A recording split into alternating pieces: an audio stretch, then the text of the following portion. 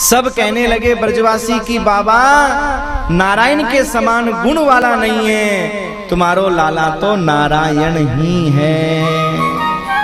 आपस में चर्चाएं चल रही हैं। सजनों, अगले दिन एकादशी तिथि आई। एकादशी तिथि को महाराज बहुत सुंदर नंद बाबा ने व्रत किया है। सजनों, एकादशी का व्रत करना चाहिए। एकादशी को अन्न नहीं खा, देखिए आप बिना खाए पिए नहीं रह सकते। आप अन्न को छोड़ करके और कुछ खा लीजिए, अन्न मत खाइए, क्योंकि अन्न खाने से शरीर की जो स्फूर्ति होती है ना वो खत्म हो जाती है महाराज एकादशी के दिन। आधा नारद पुराण एकादशी के महात्म्य में से भरा हुआ है। आप अगर बीमार हैं, कोई समस्या है तो अलग बात है, बाकी अगर बीमार नहीं है, व्रत कर सकते हैं तो एकादशी तिथि का व्रत अवश्य करना चाहिए। और जो व्रत नहीं भी करते हैं उनको भी चावल तो एकादशी के एक दिन पहले से ही नहीं खाने चाहिए, ना एकादशी को ना दशमी को। द्वादशी को चावल अवश्य लेने चाहिए। कहते हैं एकादशी को चावल खाना और कीड़े खाना बराबर होता है एकादशी तिथि के दिन। तो हम सनातनी हैं, सनातन धर्म को मानने वाले हैं, तो हर सनातन धर्म को मानने वाले को इस एकादशी की महिमा का पालन करना चाहिए। भगवान श्री कृष्ण महाराज, जिनके पिता हैं नंद बाबा, उन्होंने एकादशी का व्रत किया, निराहार बिना खाए। रात्रि को जागरण किया। जागरण करने के बाद में सजनों, अब सुबह बिना ब्रह्म मुहूर्त के ही जमुना में स्नान करने के लिए चले गए। वरुण के दूतों ने पकड़ करके जेल में डाल दिया। ये कथा क्या संकेत कर रही है?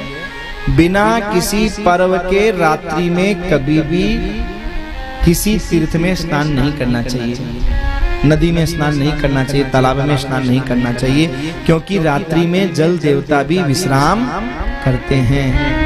भगवान के पिता ने भी ये अपराध किया तो उनको भी जेल में डाल दिया वरुण देवता ने।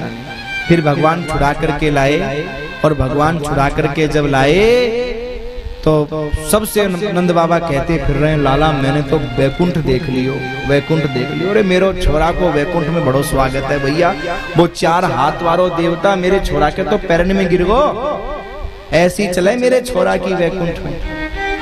तो कन्हैया के साथ वाले बोले, लाला तेने अपने बाप को तो वैकुंठ दिखा दियो, हमें ना दिखाएगो, हमें ही दिखा दे लाला, वैकुंठ कहाँ चीज है।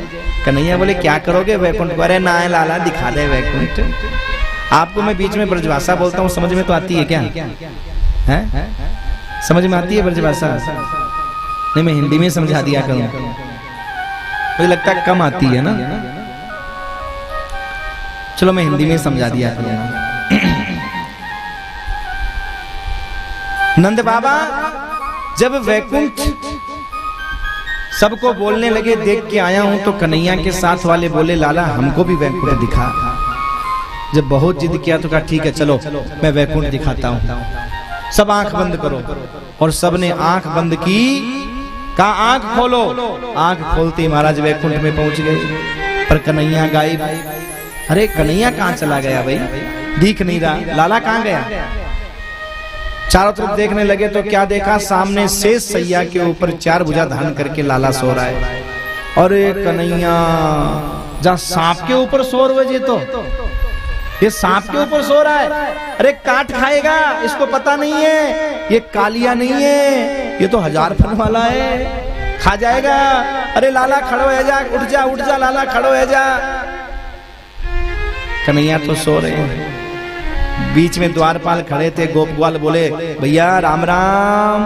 द्वारपाल बोले चुप चुप चुप। दूसरे को देखा, यार ये राम राम में चुप क्यों बोल रहे हैं?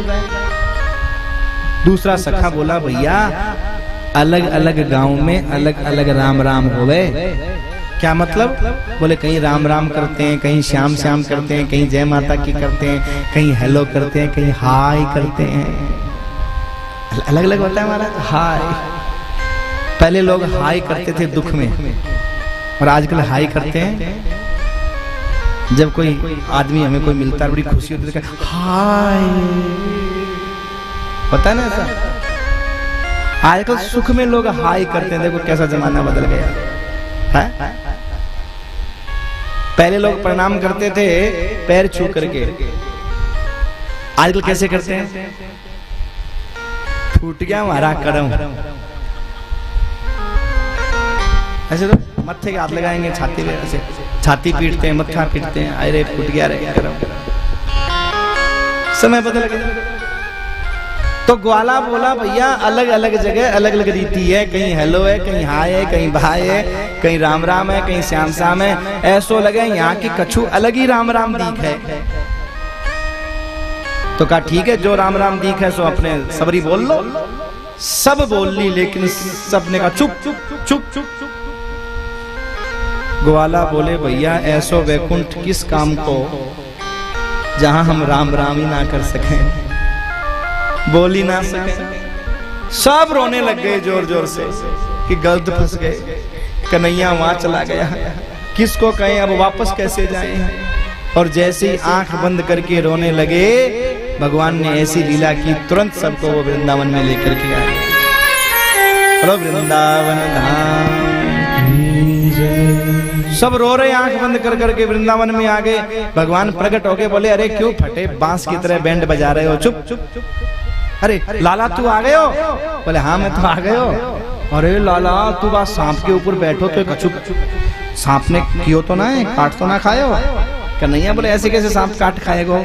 अरे लाला तेरो वैकुंठ तो भैया बड़ो अलग है। अच्छा कैसो लगो हमारो वैकुंठ, जे तो बताओ हमारा वैकुंठ लगा कैसा? तो ब्रजवासी बोले देखो भैया किसी के लोक की बुराई तो हम क्यों करें, पर जैसा हमारा वृंदावन है ना वैसा वैकुंठ नहीं है।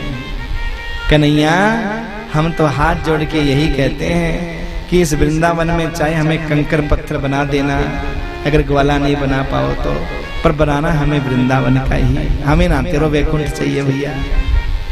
ब्रजवासी वैकुंठ की आस ही नहीं करते, वो कहते हैं भैया बस यही बना दे जो बनाना है।